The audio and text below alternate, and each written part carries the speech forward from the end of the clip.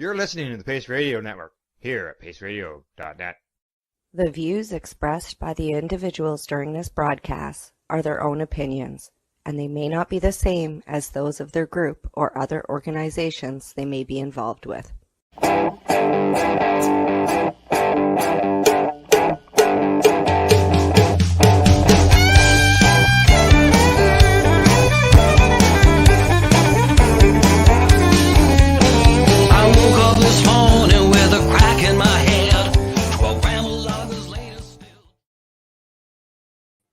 Hello, everyone, and welcome to the Pace Radio Show. We are live here on our YouTube channel, Twitter, Facebook, and other places around the world.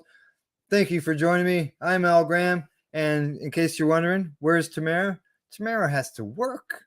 She couldn't believe it. She sends me a notice last night. She says, Al, I'm so sorry. She says, but I gotta work. I couldn't believe it. I thought I was scheduled for Thursday night to work, but it was for Wednesday night. So I've got to go to work, and I'll be on the road doing whatever I'm doing. So I said, Tamara, you go ahead, look after your work, get that done. I'll handle things for tonight, and the show. We'll do the show. So I'll just be by myself with my guests tonight. That's all. I'll just be Mike and I, just battering back and forth about old times throughout the show, and maybe what new times involved as well. But one thing before I bring my guest into the show tonight, I want to mention that let everybody know that next Monday night on November the 14th, here on the Pace Radio Network, as well as on KGL TV and 420 Radio, we're going to be doing a simulcast broadcast together, which will be going out on several different platforms, including Roku and other places. YouTube, so on and so forth, at our websites and here on Facebook as well. People will be able to tune in. And what it's got to do, it's a roundtable, and we're going to be talking about patients and the importance of the medical gardens here in Canada. Some of you may not be aware that Canada is in the middle of doing a review of their Cannabis Act, and they've got several questions online that people can answer and submit the answers back with proof of their concerns back to the government. This has to be done on November the 21st. So on the 14th, we're going to gather at 7 p.m. here across several platforms, as I mentioned, and we're going to have a roundtable discussion panel. We've got several people from coast to coast here in Canada. Debbie Stoltz-Giffen of Maritimers United for Medical Marijuana. She's going to be here, as well as Ted Smith, Owen Smith, both from out in BC, one from Cannabis Digest, one from the Victoria Cannabis Buyers Club. There will also be Ross Middleton from the Canadian Therapeutic Cannabis Partners will be here. Tim Barnhart of Legacy 420 will also be here, chiming in from the Aboriginal end of things. Always got to make sure we get everybody's voice covered. There's also going to be some people such as Jack Kungle. He's going to be here from Jack's Garage. And there'll be some more names. I'll get a little more of those names as we come in other commercials to remind people what all we're doing. Green Irene's going to be here. Kelly herself from Kelly's Green Island, she'll be here. She'll be helping me handle things, asking questions, and running the board. So tune in next Monday night at 7 p.m. And for 2 hours, we're going to be talking to these people and taking in discussions and questions and everything. So people can be involved. Even though you're not on the panel, input will be welcome. There's no doubt about that. So we hope to see you then. All right. Well, at this time, I'd like to introduce my guests. Somebody I've known for several years. We're gonna talk about that when we first got together. All these things from stuff from the old time, and some of those things that we had a really great time doing. We're gonna be talking. That's what we're gonna do all night. All right, and so here we go. I'll just shut up, and I'm going to introduce my guest tonight, and that's Mike Baranik. G'day, Mike. How you doing? And welcome to the Pace Radio Show. How you doing? I'm doing well, Al, and I wanted to thank you very much for inviting me tonight. Hey, well, we appreciate you coming on and spending some time here with us on the Pace Radio Show. And one of the things that we like to do here is to, a lot of our guests are patients. And to be able to talk to the patients about, their situations and things that they've built, been through, and the way that they found that cannabis has helped them. Those types of things help to educate other people, and not only that, but also past times, advocacy work that maybe you've been involved in. We had some pre-show discussion. I had to say, hang on.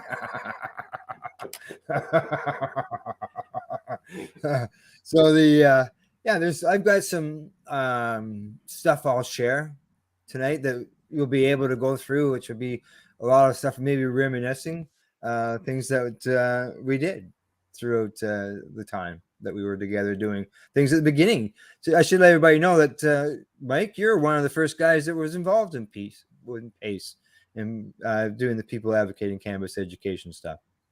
Al, I was thinking while you were doing your intro, do you remember how we first met? Was it a grow-up game? No.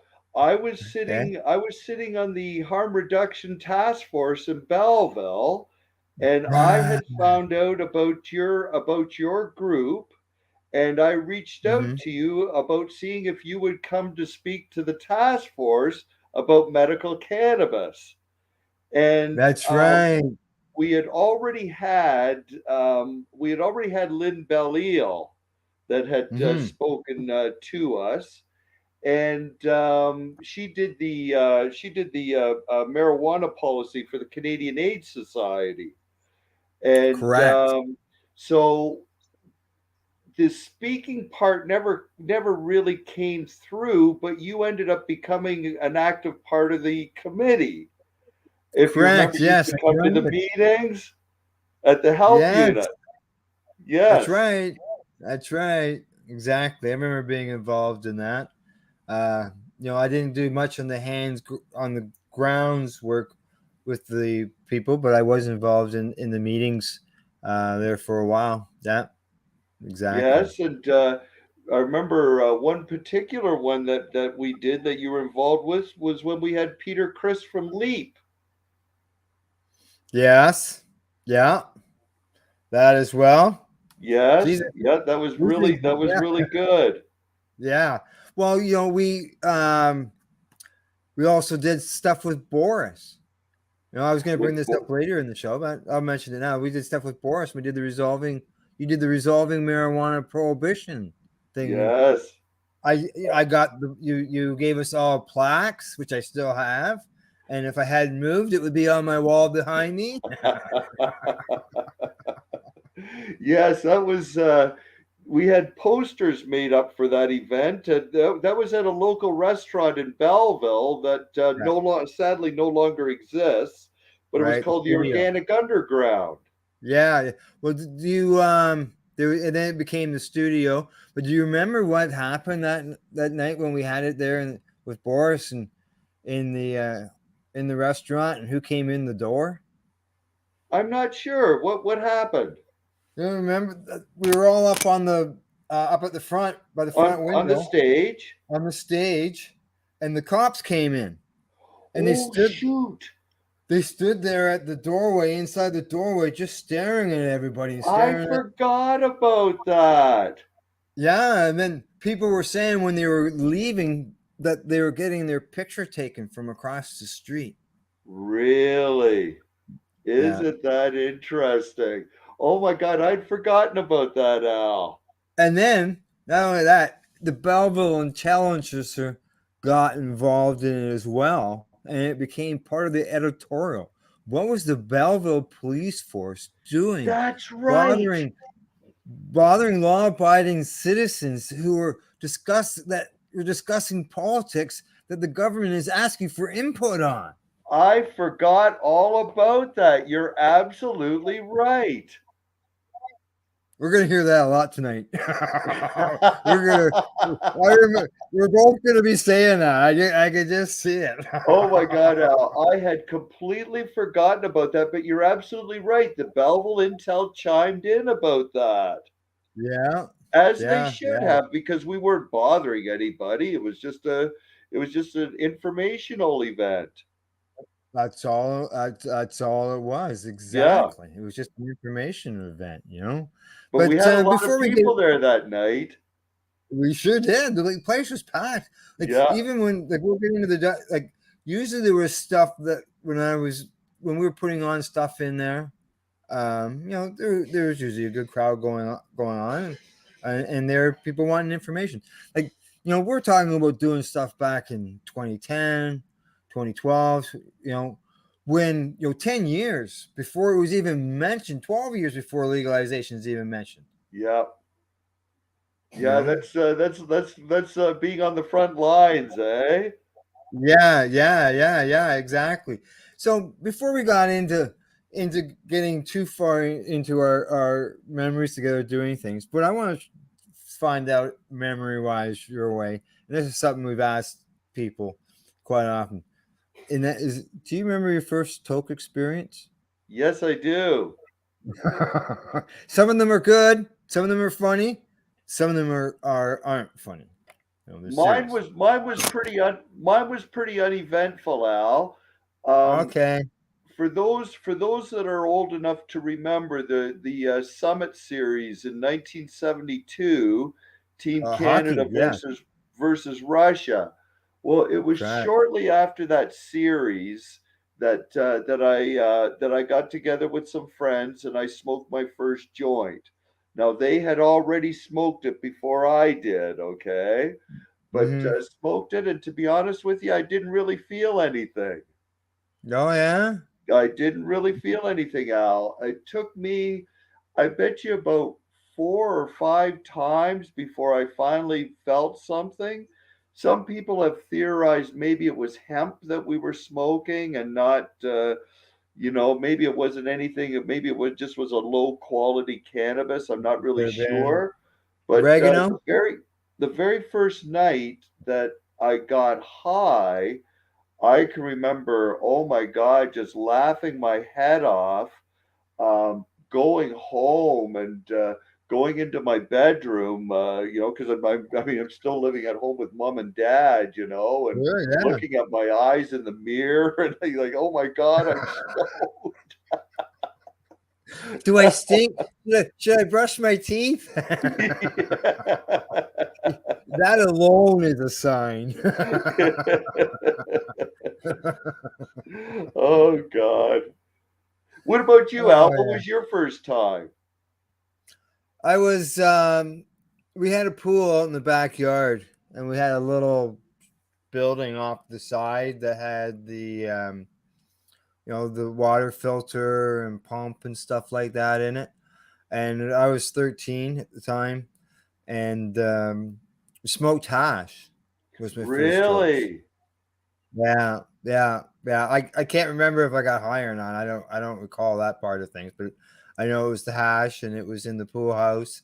Um, Going forward after that, we ended up, you get those papers and flavored papers and stuff. But well, you still get them now, but we got them then, and we go down to the river with our dime bag or nickel bag, which are probably like quarters and half ounces now, right? But Right. they only cost $5 then. $5, Al. Yeah. We used to call it the dollar trick. Five of us would get together. We'd each throw in $1, buy nickel bag, Yeah. Yeah, exactly. smoke the Yeah. whole thing. Well, yeah. Come home. Like I said, brush the teeth. Try to cover up the smell, right? I hate to admit this, Al, but before I was even going to brush the teeth, I was usually going to the refrigerator.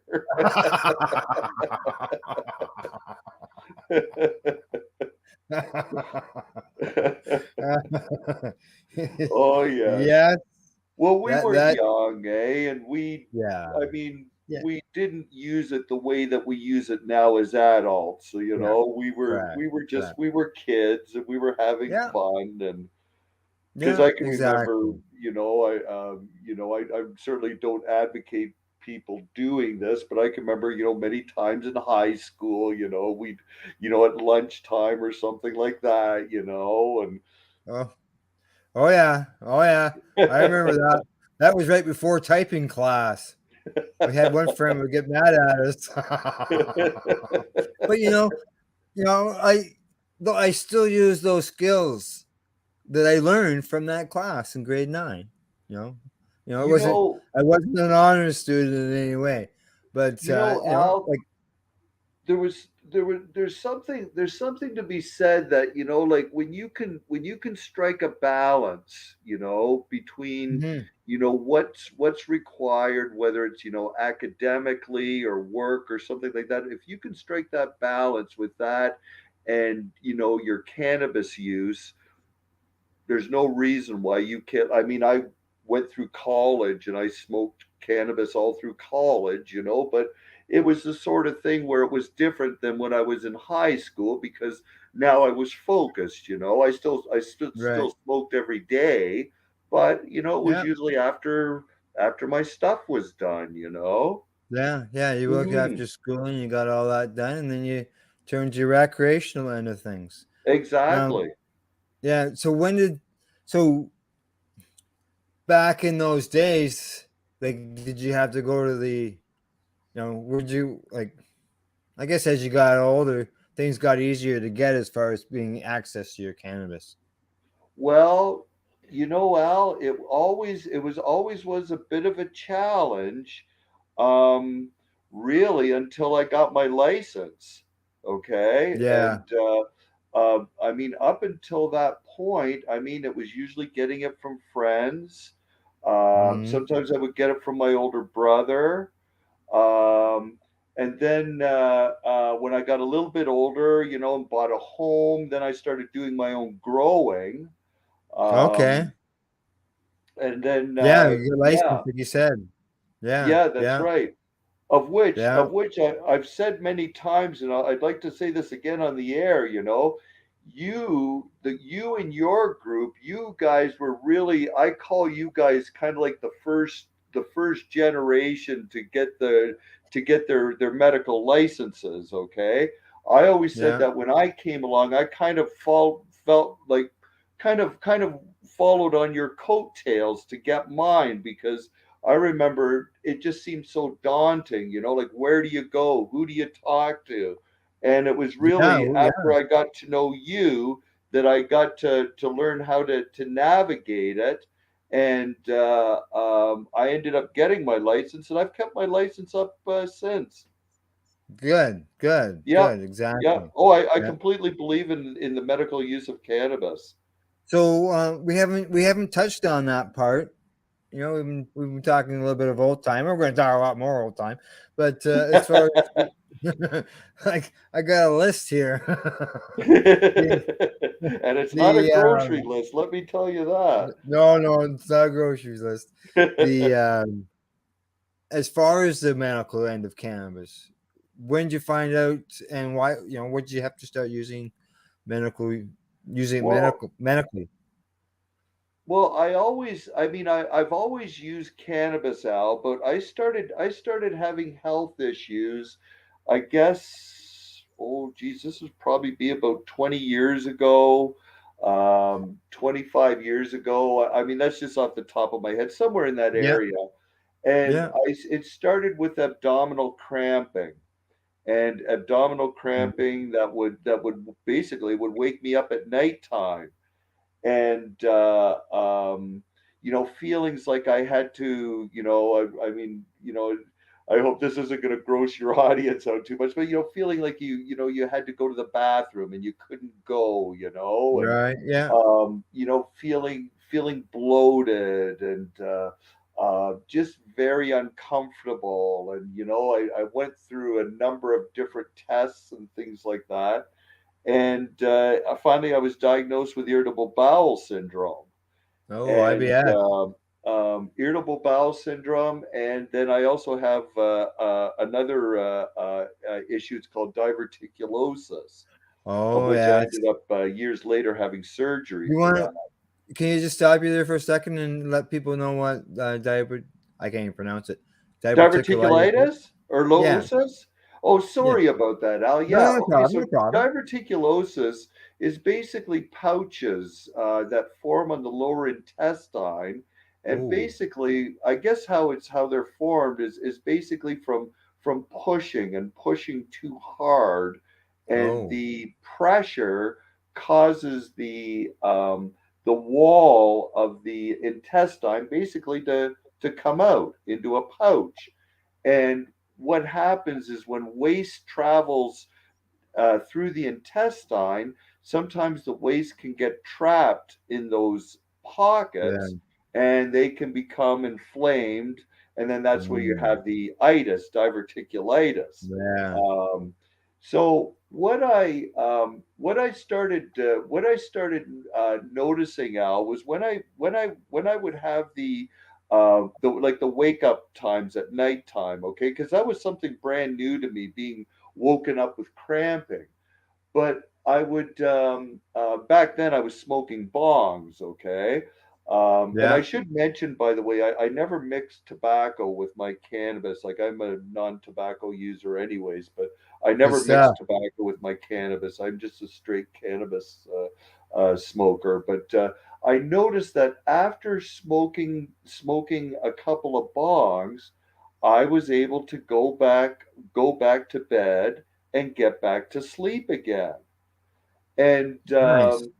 um, and I guess really it was after that, Al, that I started just to become a little bit more aware. And this is when I was first beginning to be interested in medical, basically the legal use of cannabis by getting your license. Right. Um, I started to become more self-aware that, when I was having like overall body pain, that when I would smoke, that body pain just seemed to be going away.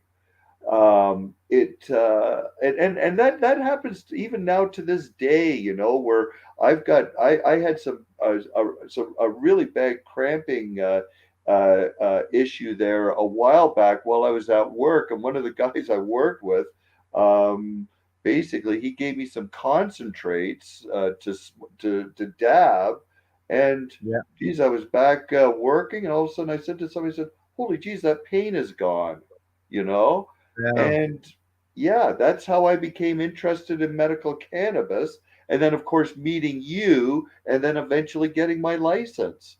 Yeah. Yeah. Yeah. And then that, because you felt, it's not just that you saw the difference, but you felt the difference.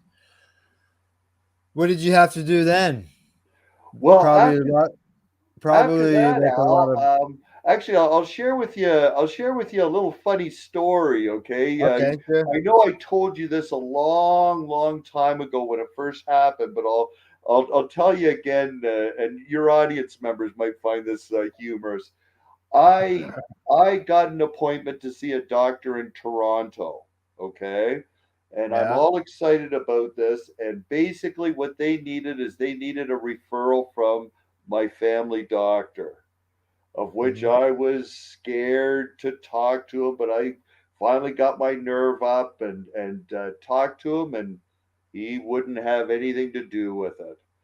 And I thought, oh, geez, what am I going to do now?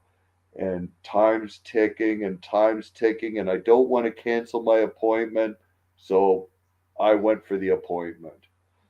So I Right. go to the appointment. I'm in the waiting room, and I give my name to the receptionist, and so the doctor comes out, calls my calls my name, and the receptionist, she's looking through her file, and she said, "We never did get anything from your doctor." And I walked right past her and walked right into the doctor's office, and he said, "Do you have your paperwork?" And I said, "My doctor wouldn't do it."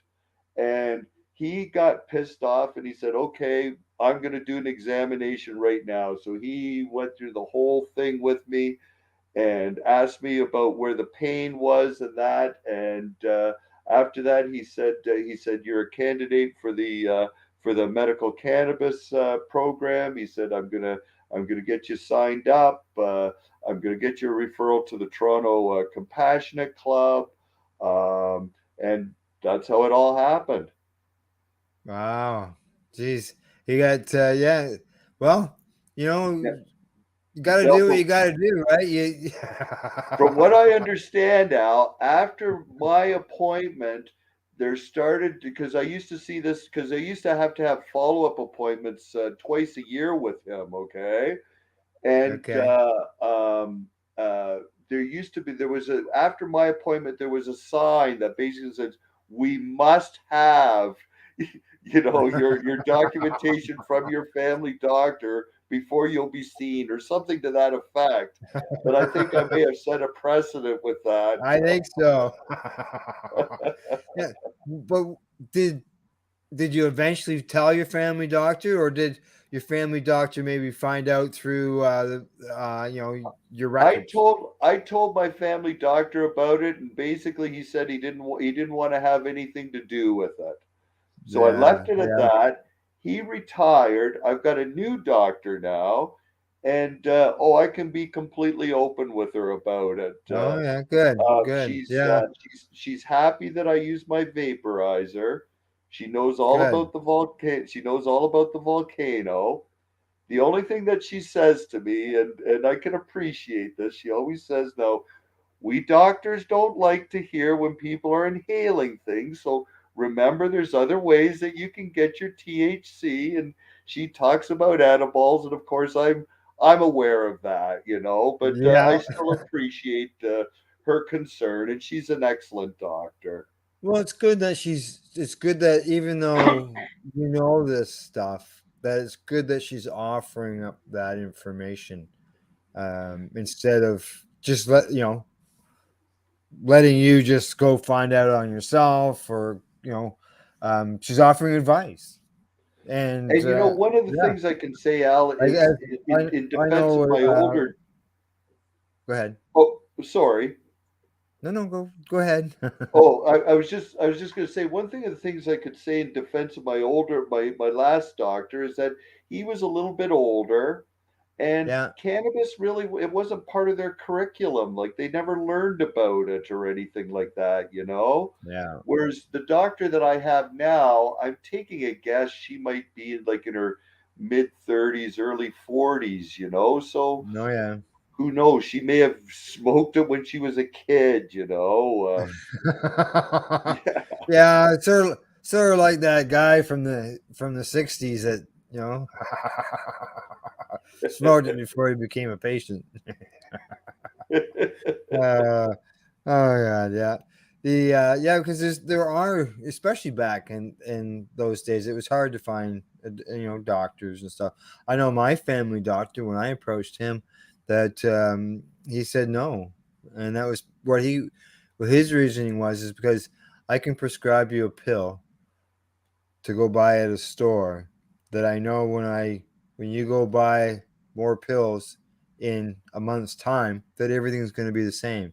He says, I can't guarantee you're going to get that with your cannabis plant. So he wouldn't Yeah, and sign it. it seems to me, Al, from remembering old conversations, you had to go through a number of different therapies before they would finally agree to let you try cannabis. Yeah, I was on all kinds of medications, and Yeah, I was using cannabis anyways.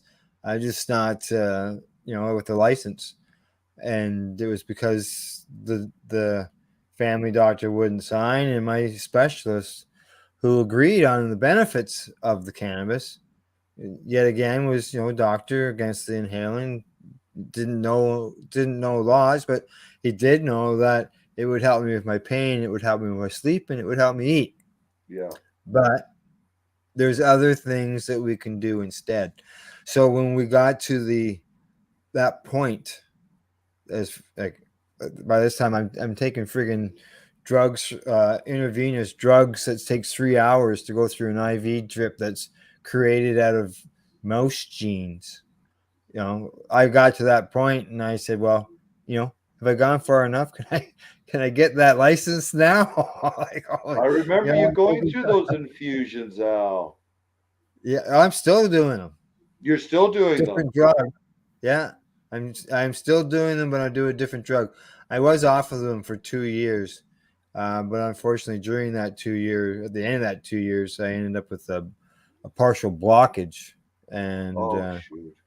I was 7 hours from surgery. I was warned. You got 7 hours, buddy. I'll come back and see you in the morning. Wow. See what happens. So yeah. Well, you know what it's like. Yeah, Right? absolutely. Yeah. All right, Mike. I see it's the bottom of the hour. I see it's break time. What do you say? We take 3 minutes. Okay, You can I'll go go fill fill my your maybe if you. volcano bag. Yeah, I was gonna say, can you get your volcano filled in 3 minutes? I'm pretty sure I can. Okay, I'll see you back here. I'll see you back here in 3 minutes. All right. Okay, sounds good, Break Al. time off. Mike goes to fill his volcano. I'll finish my discussion with Mike when he gets back. This is the Pace Radio Show. We are live here on our network's Facebook pages, Twitter, as well as YouTube. You're listening to the Pace Radio Network here at paceradio.net.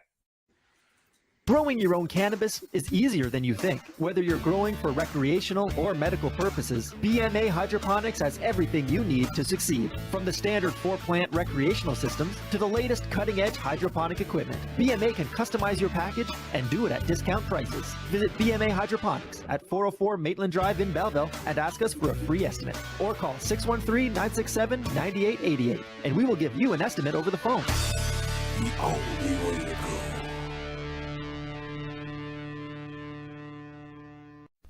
In February of 2022, the Victoria Cannabis Buyers Club and Ted Smith were fined $6.5 million. This for helping 8,500 patients with access to medical cannabis. In our interview with Ted, he spoke to us about how people can donate to help in an upcoming court challenge. And here is part of that interview. From what I've seen lately, I believe that you've got something that you're trying to do as far as fundraising to deal with this next court challenge.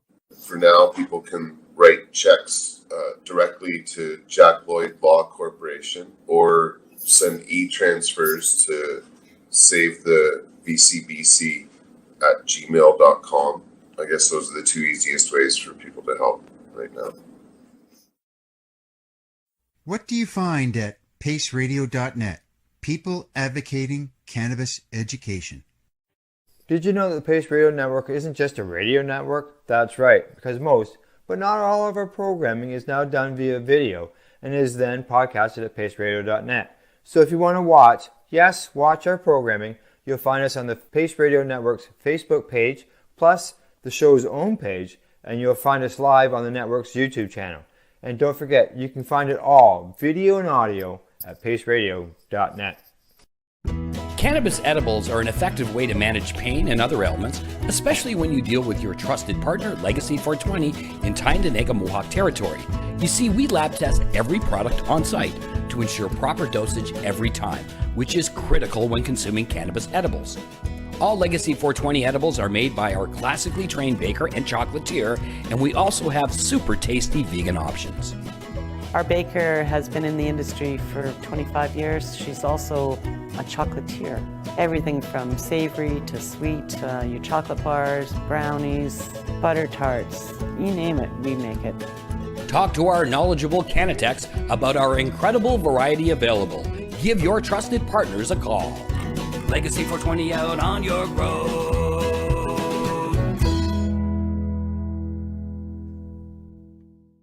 You're listening to the Pace Radio Network here at paceradio.net. Hello and welcome back. You're watching the Pace Radio Show. We're live. And as you can see, Mike is sitting there emptying his volcano bag still. Hey, I was glad to see that you got her filled in time. And I literally just finished it, Al. Hey, nice. I like those commercials, Al. You like those commercials? Well, thank you very much. You recognize anybody in them? Well, okay. So, first of all, BMA Hydroponics for sure. Okay. Yes, yes, and then right. The Legacy 420. Well, geez, there's Kathy and Johnny. Yes, exactly. For those people who don't know, Mike works down at Legacy 420, and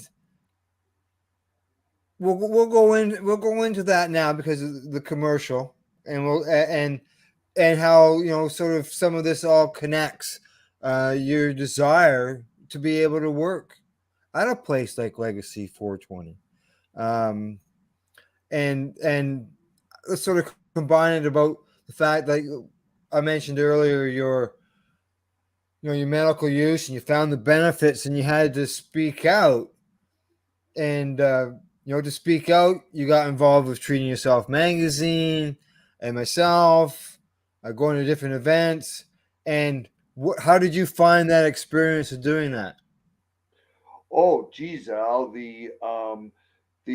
working with you and well, basically, yeah, working with you. That's an experience I'll never forget. But Um, as as you dealing with the say, people, dealing with the people at the shows, the trade shows and stuff that we were doing.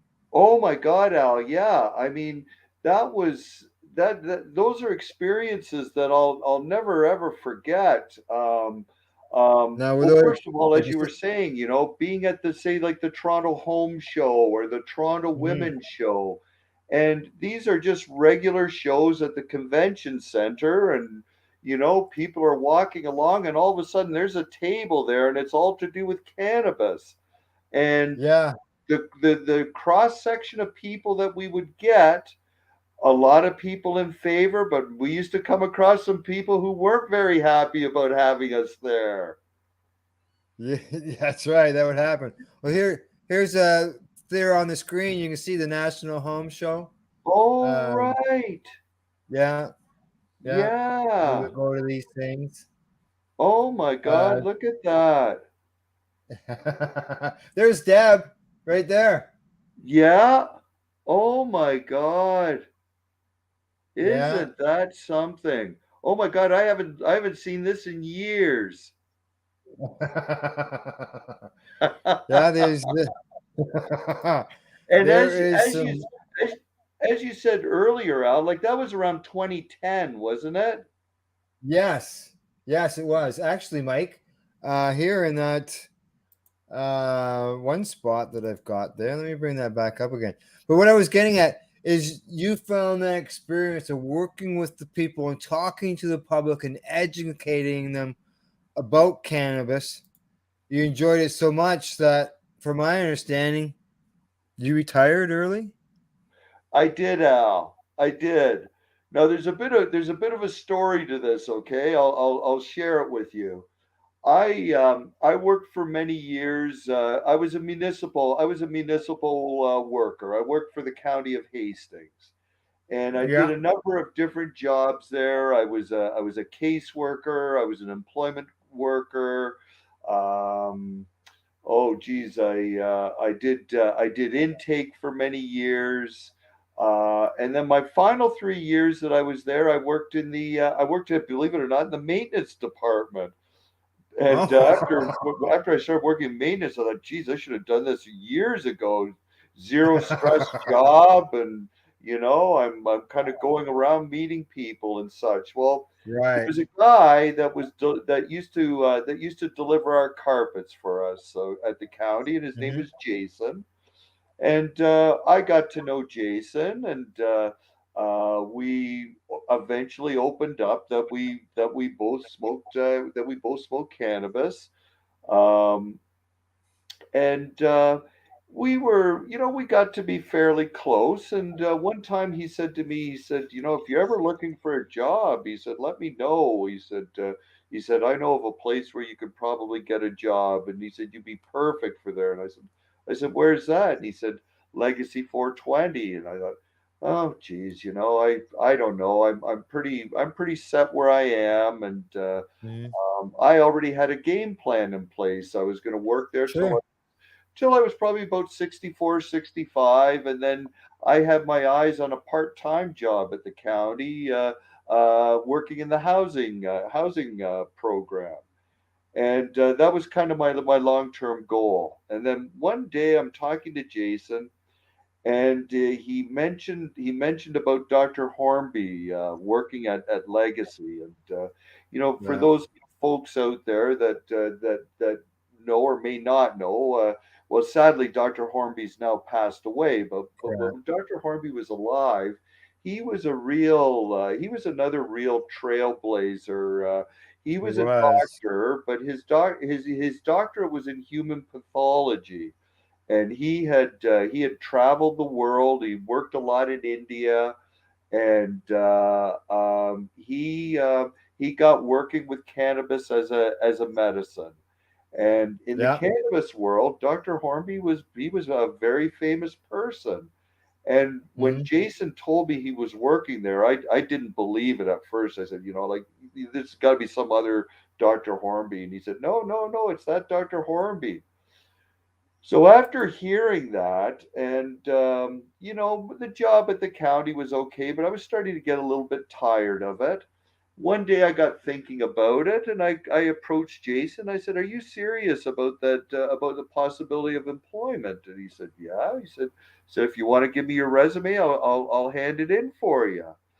So I really thought about this, Al, because I mean, I had a lot on the line. I mean, I had Sure job did. Yeah. security. I'd been there for 21 years. Yeah. I mean, I was settled. So I was talking to a friend of mine, Darlene, that works in the employment program there, and one of the things that she said to me that really stuck to me is she said, "Mike, sometimes we have to step outside of our comfort zone." And I got Mhm. thinking about it, and I thought, she's right. If I don't do this one day, I'll wonder what if. So Yeah. I gave Jason my resume and never heard anything for a few weeks. I kind of figured I kind of gave up on it, to be honest with you. And then all of a sudden one day I get a call from Kathy. How would you like to come in for an interview?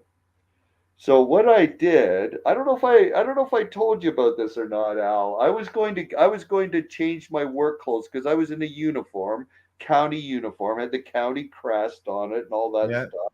I kind of looked like a cop in a way, just because it was a dark uniform, and with that Right. crest on there and everything. But anyways, I was going to change for the interview, and then I thought, no, no, you know what? I'm going to go in my county gear here.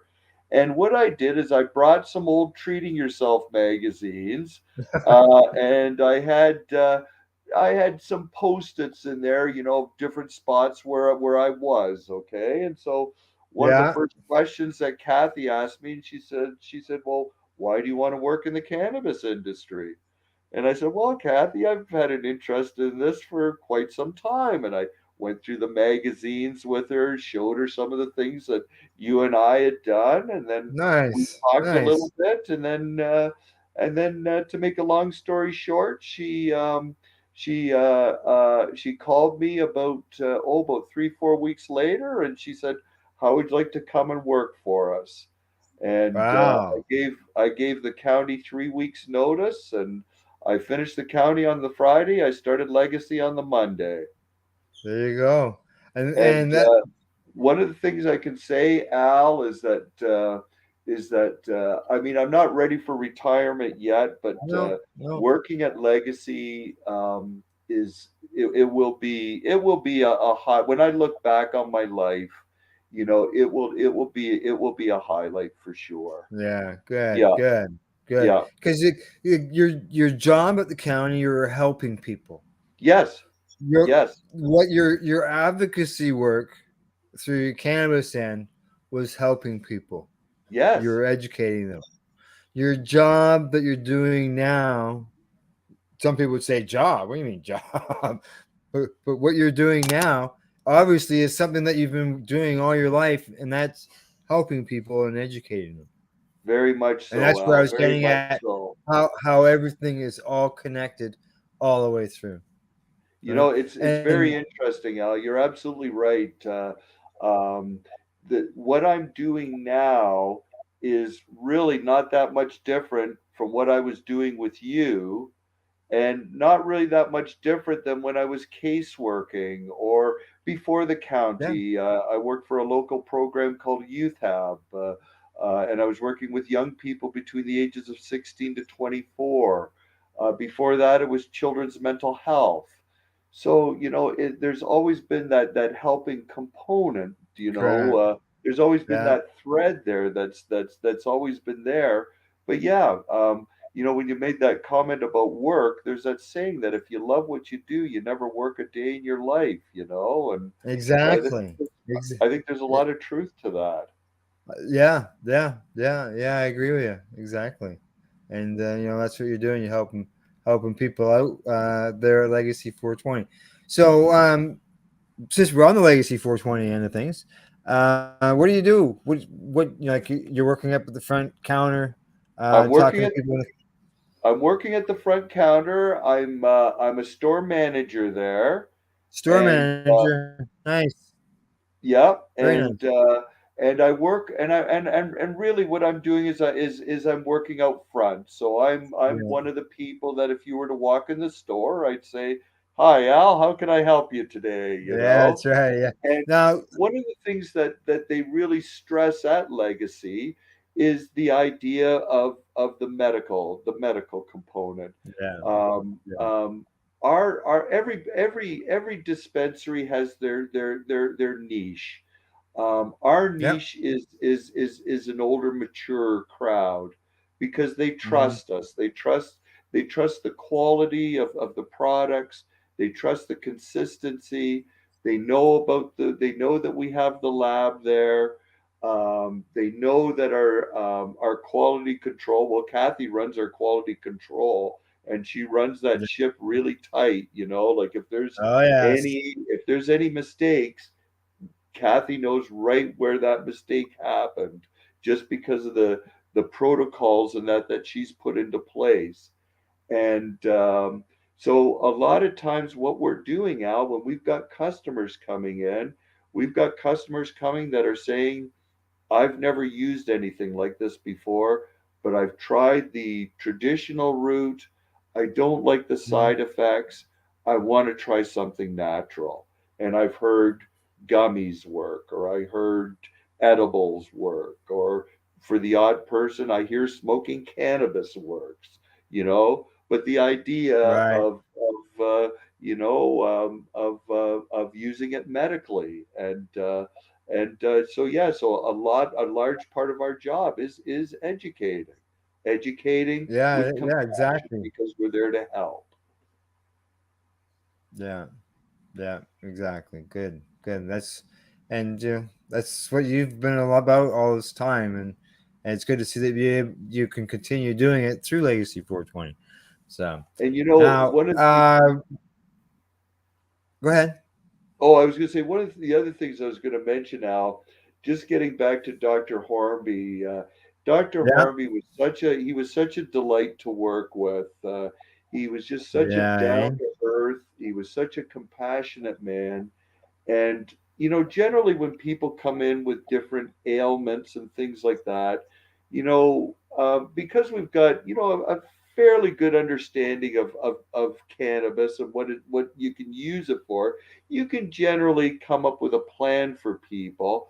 But every now and Yeah. again, we would come across something that it was just like, holy smokes, I have no idea. And we would Yeah. go back, we would talk to Dr. Hornby. He would come out, talk to the customer, and then he would make recommendations. And it was just Nice.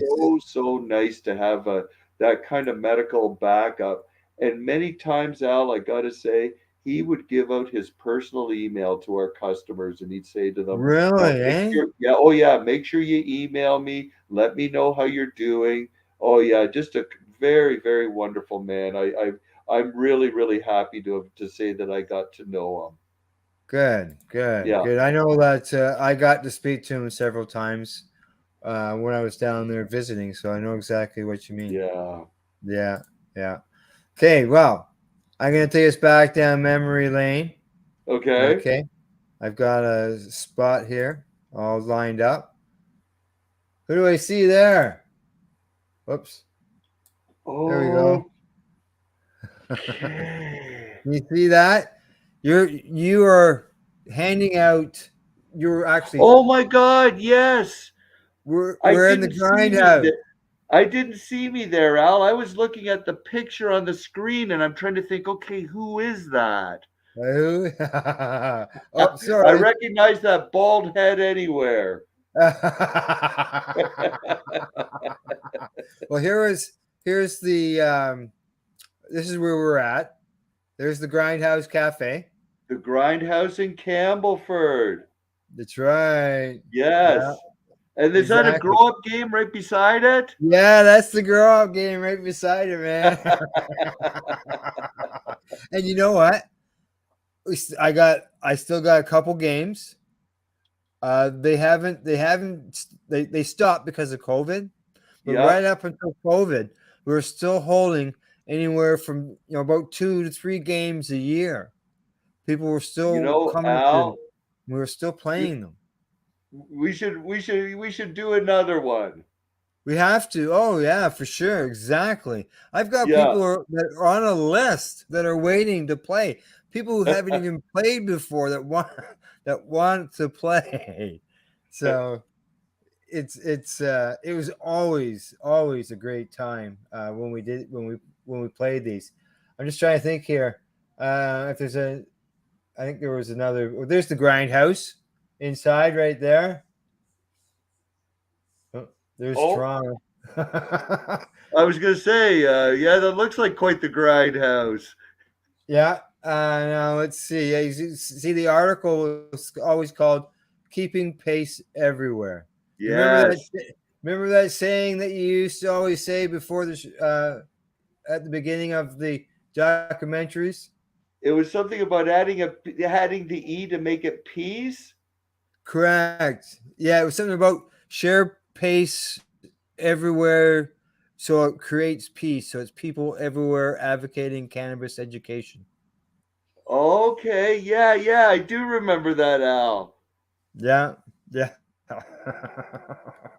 And you said it before every time we had a movie going on. Yeah.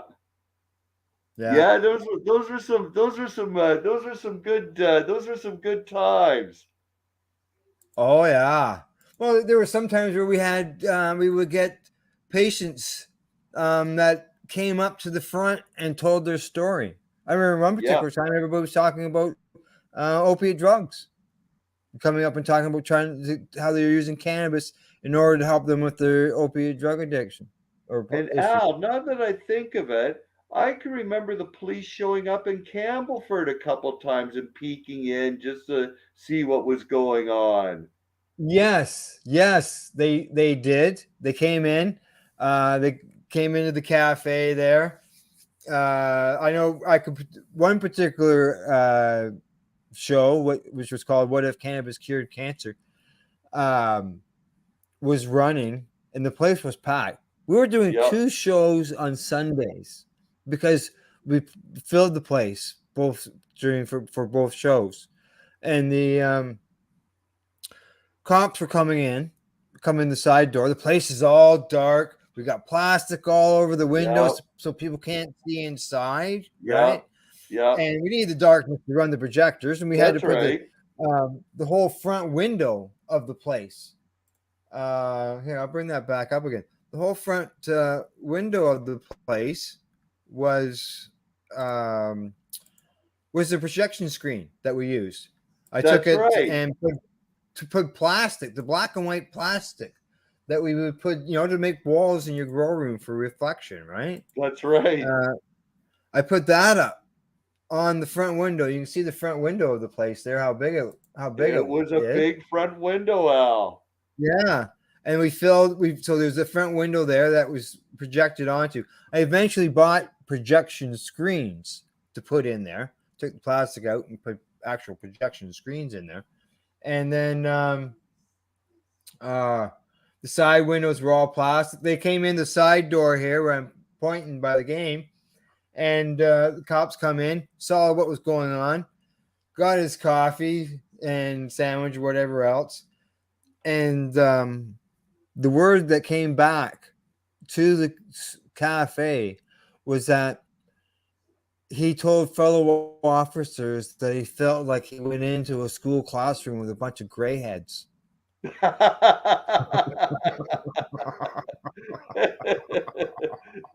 No The troublemakers stories there, around eh? town.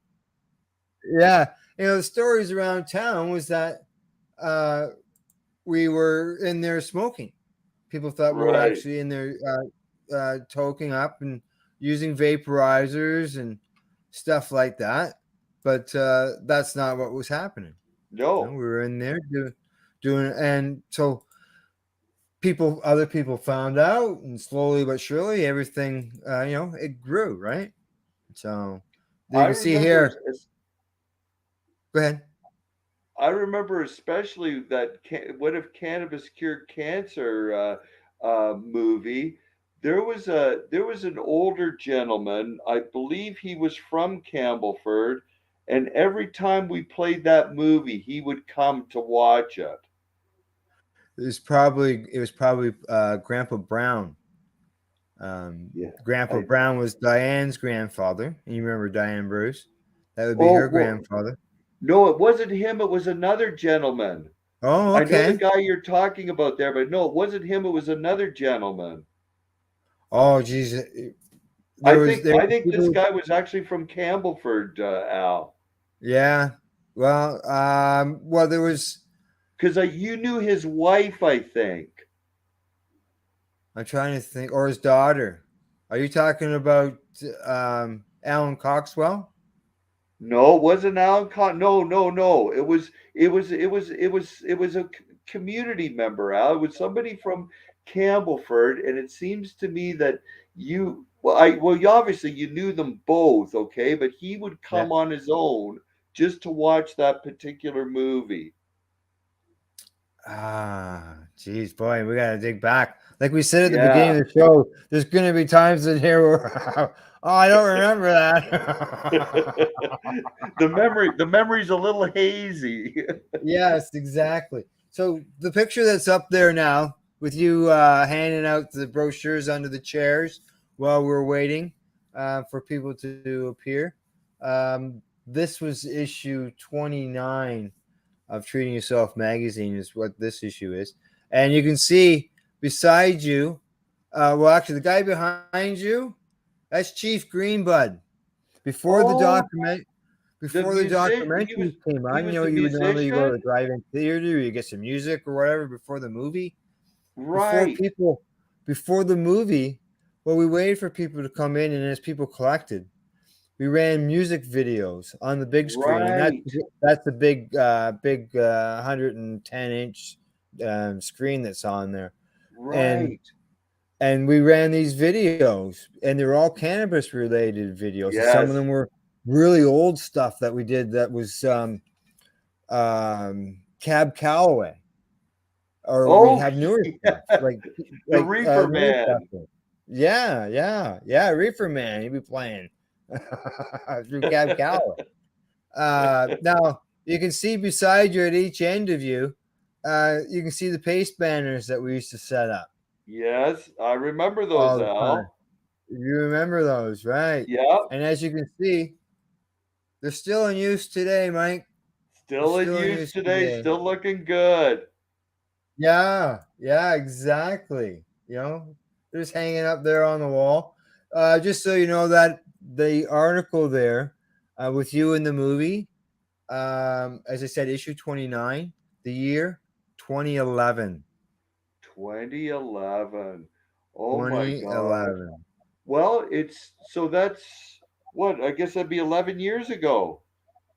2011, 11 years ago, almost 12 years ago now. Almost Yeah, 12 years ago. almost. Wow. Yeah, it's been a while, eh? Holy jeez, yes, yeah, wow. I'm just thinking back to 2012, just different things that were going on in my life at that time, like Yeah, I had just had 2011, I think it was 2009. I had a serious health issue, and yeah. so I was only 2 years after that. So, Well, I can remember when like you had to go to surgery, you had to deal with surgery because you had a blockage issue. You called me up, oh, said, "Al, That was the diverticulitis. Yeah, the one in 2011. That one was my heart attack. Oh shit. Yeah, so I had my heart attack. I think it was in 2009. Yeah. Heart attacks are never any good, are they? No, I wouldn't recommend it, Al. No. Either would I. Well, Mike, it's the top of the hour. Oh, Time for another break. Time for another bag. That's right. Time for another bag. That's right. And if anybody's wondering where Tamara is tonight, Tamara's off working. So she'll be back next week. But other than that, we're going to take that commercial break. Time to pay some bills. When we return, I'll continue my discussion with Mike Baranik while he gets his volcano filled. You're watching the Pace Radio Show. We are live here at paceradio.net. You're listening to the Pace Radio Network here at paceradio.net. When you think of the number of unique products developed in the fields, kitchens, and labs at Legacy 420, it's hard to think that one stands out above the rest. But tell that to the thousands of people who have tried this amazing breakthrough product. This is our Sacred Salve. This is actually our extra strength. It comes in 5 different strengths. It's all natural, all organic. It typically works within 10 to 15 minutes of putting it on. It's good for arthritis, it's good for inflammation, any kind of pain. We're very proud of it. Sacred Salve, so easy to apply, along with soothing relief. To select a strength that's right for you, come in and talk to your trusted partner. Legacy 420 out on your road.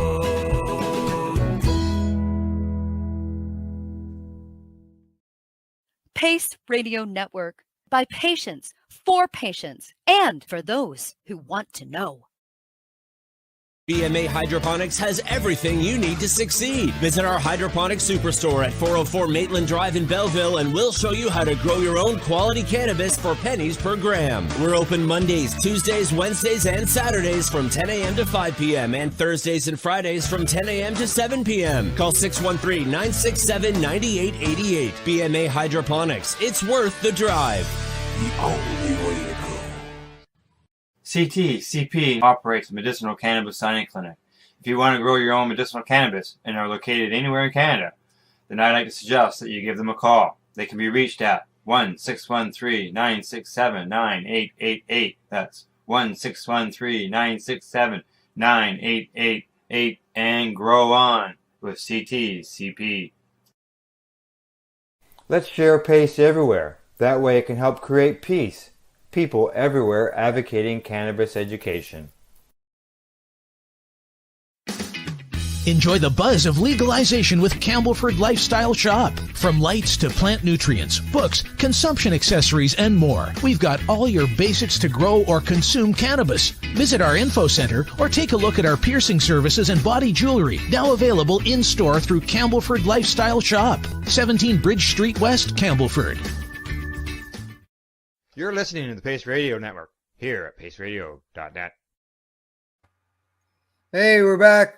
We are back. We got another 27 minutes left to go here, Mike.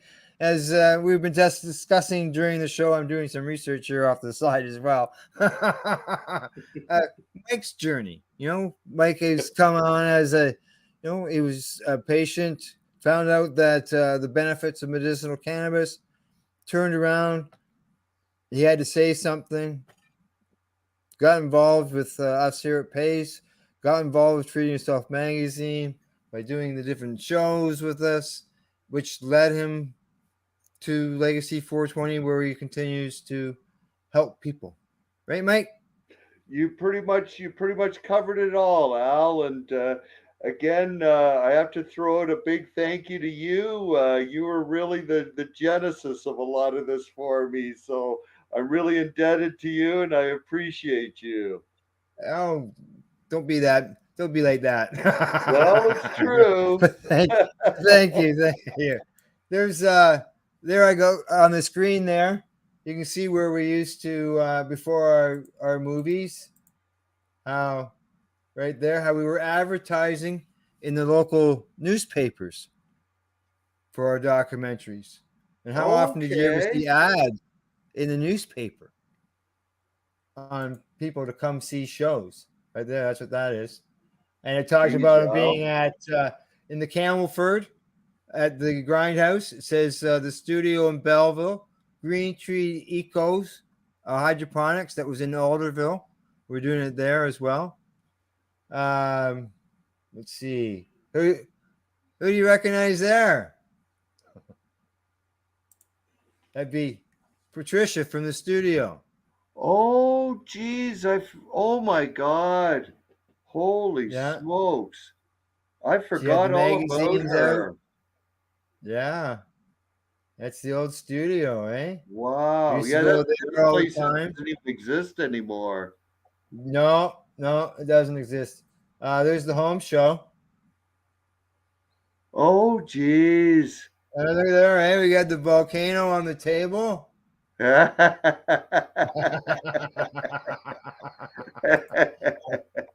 That's the same volcano, Al. It is, eh? That's the one I'm using. Yes. Well, there you go. See, look how this is another one there. Probably 2011, 2012. Here you are, 10 years later, still using it. Hey, Al. Here's one for you. Do you remember when we brought Ganja Yoga? Yes. With D. I remember that. Who's now, I guess, pretty famous down in LA. It sure is. A lot of people do it now. But at one time, people were saying, like, what do you mean? But we went and had the Ganja Yoga in Belleville. Yeah. I remember it was actually just a little place outside of Belleville. Yes, it was. Yeah. It was the little mill. Yes. Yeah. And you know who and the press. Yes. The community press. The press came and covered the Ganja Yoga. Yes. Yeah, that was a good night that night. It was. We ended up with a 2-page spread in the local newspaper, and there was pictures of us all sitting around in our positions, and the volcanoes were there. Yeah. There was a picture of you smoking a joint. Yeah, that was the silhouette with the light. Yes. And you know what, Mike? I still have that article. I've got it, still got it too, Al. I'd have to look for it, but I've still got it. I've got it. I got it laminated. Oh, really? Hey, that's a good idea. Yeah, I got it laminated so that so it would last, so it would preserve. Yeah, absolutely. Yeah. Yeah. That was a good time. Remember going to Toronto with you to interview her. Yes, exactly. Her name started with D. D. Dussault. Yeah, I was gonna say I couldn't even pronounce it then, so I know I can't pronounce it now. Yeah, and D was spelled D-E-E. Yes, and her she had family in the Belleville area. Her mother. So yes, so she was up for Christmas or something. Yeah. When she did it. Yeah. And then she ended up coming to one of the Treating Yourself expos. Yes. And there was it was either her or another lady that came in. They had like 5 tables or something, and she was like, she thought this was just great. Oh yeah, setting up, and she came every year. I've often thought, Al, that was kind of a nice springboard for her to get to know people, and then eventually move down to LA, and she sounds like she's doing really good. Good. Now, do you remember? She wrote a book, Al. Did she really? She wrote a book all about Ganja Yoga. Yes. Nice. Now, do you remember doing like rallies? Going to any rallies, like the 420 rally? Oh yeah. Yeah, Yeah, we used to do um we did the Freedom Festival. I remember at the the Ontario Legislature, Queen's right. Park. Yes, yes. And then, oh, didn't we do like a 420s? Um, I can't remember. There was a few rallies that we did there, Well, Al. yeah, back then it would be the 420 rally that was held at, in Toronto. Yeah, And then after that, a couple weeks later was the Global Marijuana March. the global marijuana, right. One of the things that I've told this story a few times, but it was at one of them. I can't remember which one, but it just seemed like it was so classic because nobody was quite sure when the march was supposed to start. So one group thought it started at 1 o'clock, so they headed off, and then 1:30, another group they started, and Oh, it ended yes. up happening, but it was just seemed so classic. And it was just massive, Oh massive yeah. crowds. Oh yeah. Like 50,000 people marching downtown Toronto. Yeah. And you get in between those buildings, and people are going, free the weed, free the weed. And you would just hear it echoing off the buildings. Geez, Al, at 420, even though you're outside, it was just like a fog. Like a fog of smoke. And you know what? I can remember that really well because of writing for the magazine.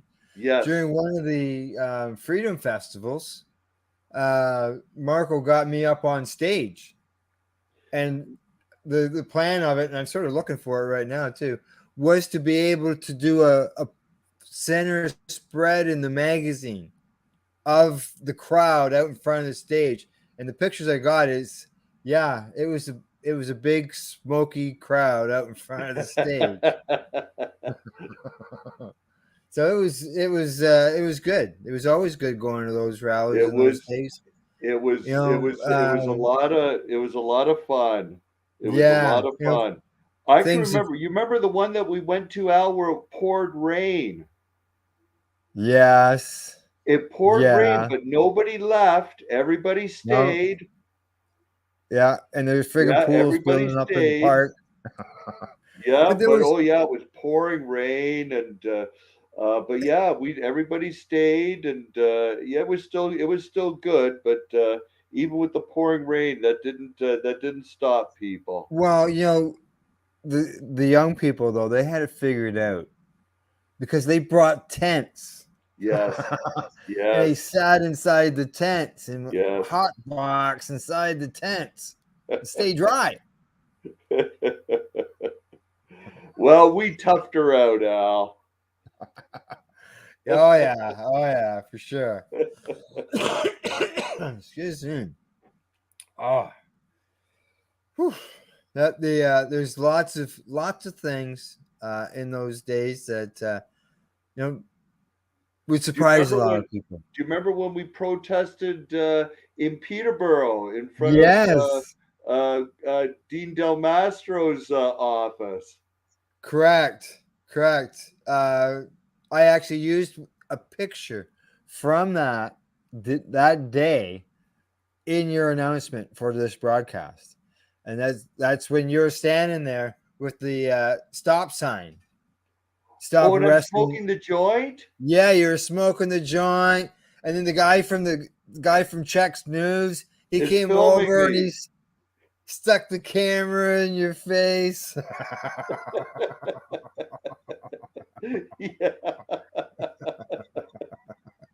Oh shoot, yeah. And remember all the cars that were going past and honking for support for us? Oh yeah.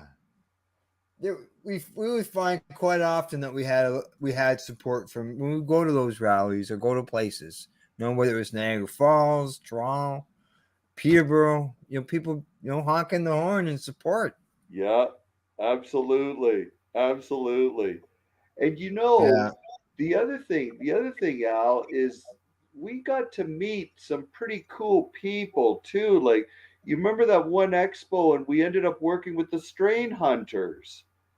Yes, exactly. Because And all the volunteers would help, like, because booths, people were coming from, like you said, strain hunters. They're not from Toronto. They're coming no, over from Europe, right? yeah, So they just bring the people that they needed, and then Marco would supply them with some volunteers, and that's where we usually got about 25 people yeah, together that were looking to help out the expo, and they got to work with, like I say, people at the strain hunters and others yeah, while they were there. yeah. As a matter of fact, I've still got a few of those grinders. Oh yeah, The Greenhouse Seed Company, the yellow ones. the yellow ones. Yeah, yeah.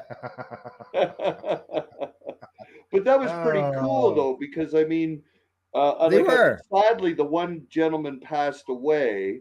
Um, but I mean, we used to watch their videos on YouTube. You know. Yeah, yeah, yeah. Exactly. I got the DVDs. I got some DVDs of theirs. Mm-hmm. Oh, and Yeah. they were always very interesting videos. Um, Yes, Now, they were. if I'm not mistaken, the guy that the surviving member, it seems to me I just saw a video not too long ago where he's with another guy now, and they did a trip. Oh, okay. All right. Yeah, I haven't Ariane, seen I think his anything. name is, or something like that. Yeah, I don't. What was his agent? Ad, I just trying to pronounce. I can never pronounce the names right. Yeah, it was something like that, Al. Yeah. Yeah, yeah. I'm just trying to see if I can find a picture. I'm finding all kinds of stuff from rallies in Toronto. The ladies dressed up in their well, here there's a bit of a picture here on this one. Let me just blow it up some to give people a bit of an idea of the crowd size when we're doing those rallies. I see we only got about 10 minutes left here, Mike. Things Geez, are that just went by flying really by. quick, eh? Yeah, I know. I used to have people say, "What are we going to talk about for half an hour?" You know what, Al? I was have to say I was a little bit concerned. I thought, geez, Al's going to be carrying a. Oh, look at that! Yeah, Yeah. yeah, you can Oh my see the God, does crowd of that ever people. bring back memories? Yeah, yeah. And the state, the band, that would be the Killing Time band going around in the parade playing music while we're going downtown Toronto. Right. It was great. That stuff back in those days, and And of it'd be nice for course, them to return. I and don't of know how. course, just to remind people that this is long before cannabis was legal. Yeah, yeah, exactly. Well before that, there was, and it was that kind of advocacy though that helped bring on cannabis legalization. Those are people all speaking out, whether you're a recreational or a medical user. It was coming from every direction, Yeah. and medical people were going to those rallies that were in the public, and some people didn't like being out in the public, but it was showing the support, and those people were speaking up. you Yeah. know? And I And have to say, Al, the one thing that I always felt comfortable about is that at that point I had my license. So correct. I felt somewhat insulated in the sense that, I knew that the cops Yeah. couldn't touch me. But one of the things that I used to say to people is that I did those things. I did that for them, not for me, Yes. because I was already legal. It didn't You're matter, already but legal. doing it for all the people that it wasn't legal for. Yeah. Hmm. Yeah. Exactly. Let's see what memories I can find on this page. Oh, yeah, rallies. Another show. One. Go Michelle Rainey. The other thing Michelle that was Rainey. You see the here, other there's a Michelle Rainey article here. There we go. Oh God, yes. Yes. Well, you got to meet her a few times. I only got to meet Oh her the yeah. once, but she was a very, very, very nice lady. Yeah, I got to meet her through the magazine, and I got to see her with the TY awareness forum that was held. She There talked was a about her Crohn's DVD disease. put out on that, I think, Al. Yes, yes, there was. Yeah, Yeah. I've got that DVD. So there's the march that was held by Butterfly. She set that all up for us. And see Michelle there. You see Michelle's over my left shoulder. You know, she passed away in 2010. But Right. you see that she's still involved. She's in that poster there. That was the front cover of a magazine that Marco passed on to me when he presented me with the Michelle Rainey Foundation Award for my I advocacy work. remember that. Yes, yes. Yeah. Okay, here we are. We're at the National Women's Show 2012 The in women's October of show, 2012. yeah. So there's 10 years ago. I don't know if you're in there. Well, there we are. There's me and Deb, and there's Jen. You would remember Jen. Actually, Jenny she liked. Cogswell, yeah. Yeah, she liked the posting I put on Instagram saying that you were going to be on the show tonight. Oh, cool. Well, tell her I said hello. I shall. There's Grandma Peaches, Joanne. Wow. Yeah, that was a good show. Yeah. And again, it was just so how would I say this? Like just so cutting edge, when you think, like Yeah. anything that you could think about that would be at a woman's show is there. And then all of a Correct. sudden, out of nowhere, here's the treating yourself booth, Well, here you go right here. Treating Yourself booth with Marie. Rest in peace, Marie. And my friend, 420 Deb. And beside it, there's a guy who's the chef. Yeah. Yeah. Yeah, exactly. Yeah. Marie Tripp. There's my Instagram photo. That's my photo thing for Instagram, my avatar. That's Deb's pumpkin. We got all kinds of magazines out there. Deb and Marie, educating guy about the volcano bag. Yes. Yeah, you're in there somewhere, Mike. There's so many different issues that I can remember one really, really good conversation I had, and I believe it was at the Women's Show with a lady from the Center for Addiction and Mental Health, and she was right on board with what we were doing, and it was just a really, really good conversation. And you probably found too, talking about conversations, that a lot of people were sharing their stories with you as well. Yes. Of which, Al, to bring this around to what I'm doing now, that's the kind of stuff that that I hear now are people's stories. And the other thing is the cross section of people, especially because it's legal now. I like to call it people coming out of the cannabis closet. But oh my God, we've had well, actually, there's a doctor that comes in who's a regular. Now to protect his anonymity, I won't say what like how I know he's a doctor, but he's definitely a doctor.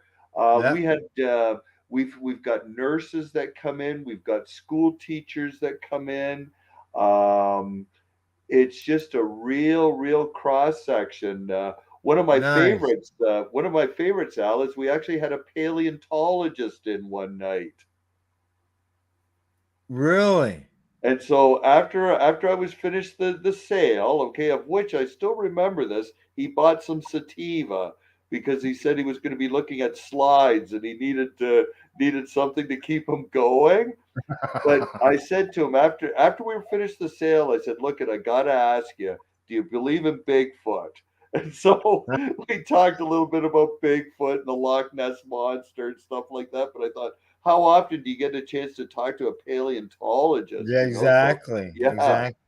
Now we got 5 minutes left. Okay. And there's one thing that you love that we haven't even discussed. Oh. Okay, so we got 5 minutes. Okay. Music. Oh, geez, I thought you were going to say food, but okay, music.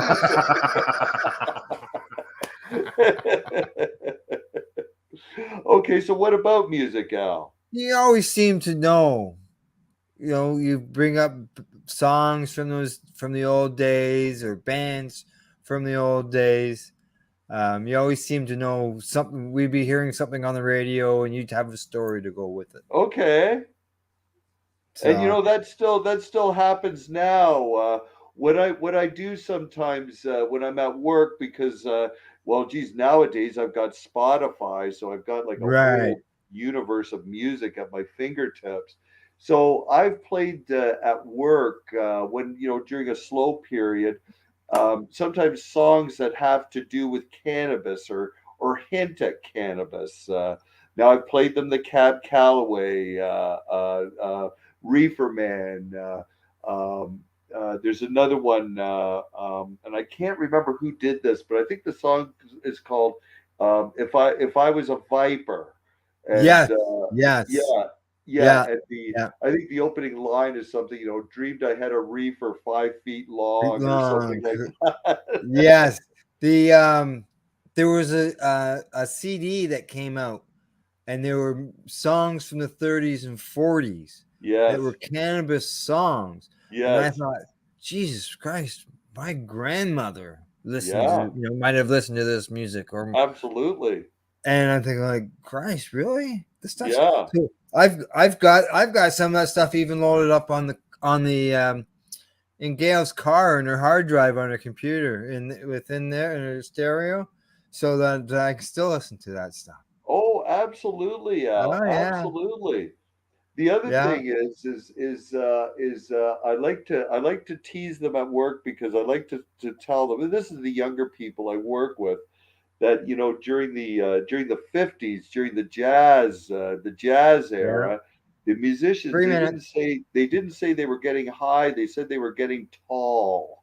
So I sometimes Tall, right? yeah, so Okay, I sometimes I'll say, come on, let's go get tall. let's go. And there's the Tall Brothers.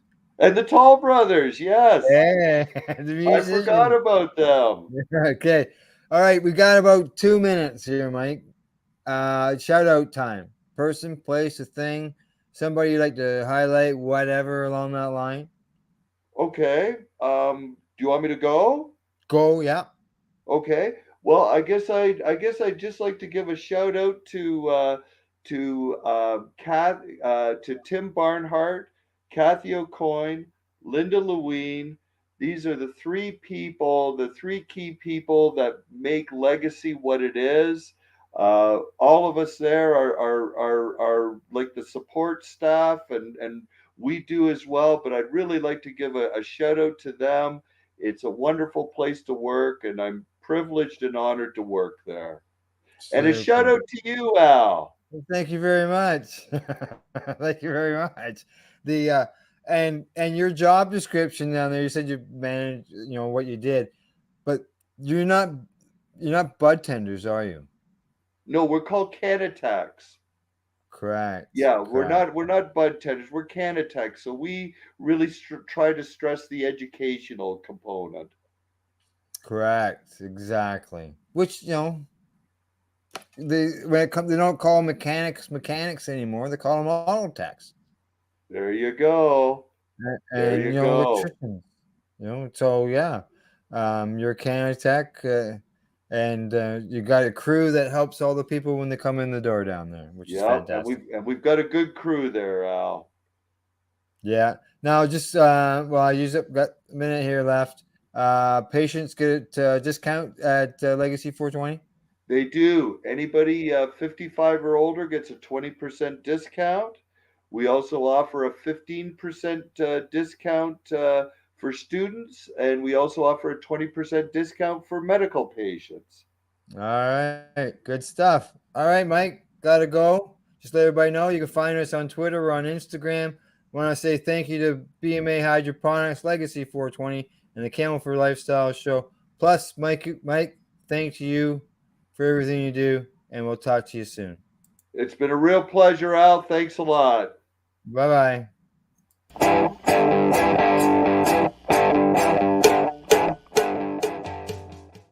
The views expressed by the individuals during this broadcast are their own opinions, and they may not be the same as those of their group or other organizations they may be involved with. You're listening to the Pace Radio Network here at paceradio.net.